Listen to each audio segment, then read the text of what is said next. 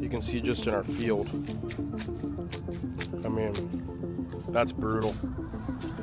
That is absolutely brutal.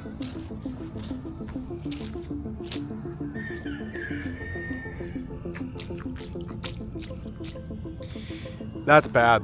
That's a bad rain. I'm not gonna lie. I'm not very happy about it. What the fuck are you doing, camera? Get your shit together, okay? Fucking get rid of you. Poor soggy chickens. So here's our spring update. We started planting around April 10th, and over the subsequent weeks we got about 4 or 5 rows planted. These are 100-foot rows by 4 foot wide. It's a lot of work. And Louisiana, gotta love her, did what she's gonna do, and she dumped, probably not even kidding, over a foot of rain on us in 1 week. And we got absolutely wrecked. We got wrecked. And it's times like these that make this extremely discouraging and remind you why people don't do this in this climate, and not to be a victim of our circumstance or of our environment, because we are stronger than our environment. And if we're not as bold to make those claims, then you at least have to be foolish enough to believe them and make them anyways, because otherwise what the hell are you doing here? So I'm going to show you, what we've been up to and what we're contending with and what we're building to rebuild and to rebuild again and again and again and again. And that's what farming is here in the South. This is what Louisiana does best, right? So instead of just dumping like a nice modest amount of rain, we're gonna dump 6 inches in 1 day on you.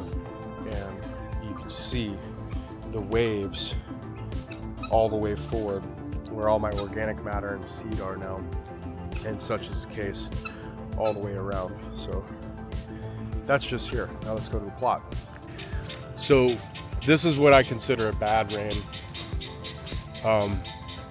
The only thing it's good for is my orchard, and to be frank, it brings me much more joy to have the fruit trees and to have those long-term crops in the ground, because they don't care.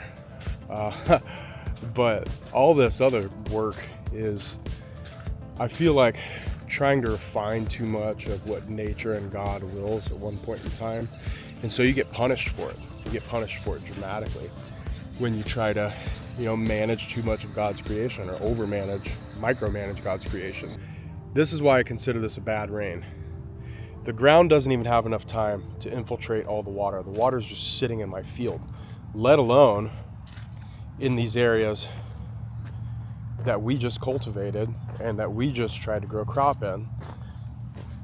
Thankfully, the front 2/3 of this plot aren't doing so bad, but look at all this washout in the back end of my plot back here. It's just awful. You can't even tell.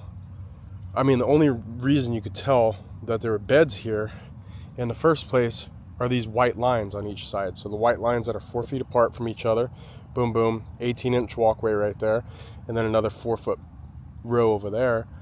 The plants, thank God, held on. They're in there, but I mean, all of the organic matter, all of the compost is just completely washed out. It's completely washed out, and you can't even tell where the beds begin and end anymore. So this is what we contend with here on the farm. And if you watched our mini documentary series, we talked about what we did to remedy this. In the previous years, we grew sorghum Sudan grass, and it creates a plethora of biomass, and it has deep root networks, and it helps with soil infiltration.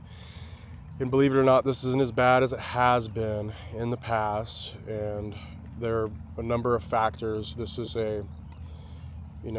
not a common week of rain. We just got completely annihilated. We had 6 inches literally in 1 day, and we were out of town visiting our midwife right now, and I knew we were expecting rain, but I didn't know we were expecting rain like this. And this, was probably not as much volume wise, but certainly looks like it was a much harder rain. You can see where all of the water is infiltrated from outside of the field and into the plot, and we're essentially going to have to redo, the back 50% of both of these, of all 5 of these rows, because you can see there's a diagonal trajectory right here where the washout completely blew everything out over there by the turmeric and that perennial hedgerow where the trees are, and then there's a diagonal row where it goes all the way up to about the 50-foot or halfway mark in the end of this plot over here.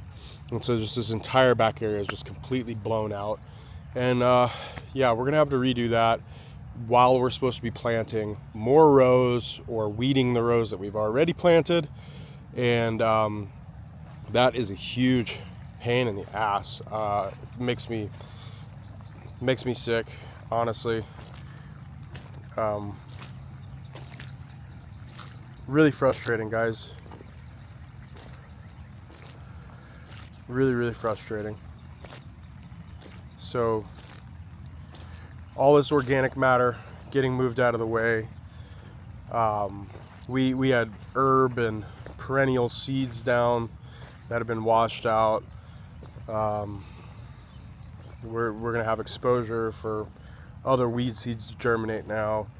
And honestly, at this point, I'd kind of rather just move a tarp over all of these rows that we already planted and just completely start over. This time, I won't be able to come through and run the cultivator or completely come in with an oscillating hoe or reciprocating hoe and knock all of this stuff back. This time I won't be able to do that because there's hundreds and hundreds of little plants inside of there. Now I'll either have to meticulously go in and hand pick or use a hand hoe to get inside of everything and remove all of the weeds that are going to be able to germinate inside of this. Honestly, I'd rather just say F it and start over. I guess that's the decision I have to make now, is like, how bad do I want it? Do I want to redo all of this effort? Honestly, I'd rather just say F it and start over. But yeah, it's hard. So that's our spring update. We got a lot of work to do again, and yeah, we're gonna win. We always do, sometimes, but it is what it is. I want to be a tree farmer where I just want to farm in a different environment than Louisiana, but I can't put any of that on YouTube because I have to put off this cheery disposition that never gets frustrated with things that happen in my environment that are out of my control.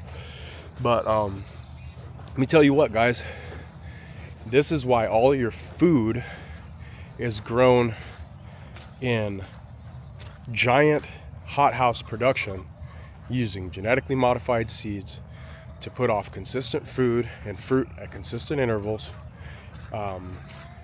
sprayed by chemicals so you don't have to worry about weeds or pesticides, because this shit is fucking hard. Because this crap is hard. This is challenging, okay? And you can do as good of a job as you want to, but every now and then you're gonna have a week where you have a foot of rain in 2 days. And you're gonna have to put the pieces back together again, or you're gonna have to give up. Are you stronger than your environment? We like to think so. Stay tuned to see if it's true. Hey, you, get off of my plant table. Get off my plant table. Thank you.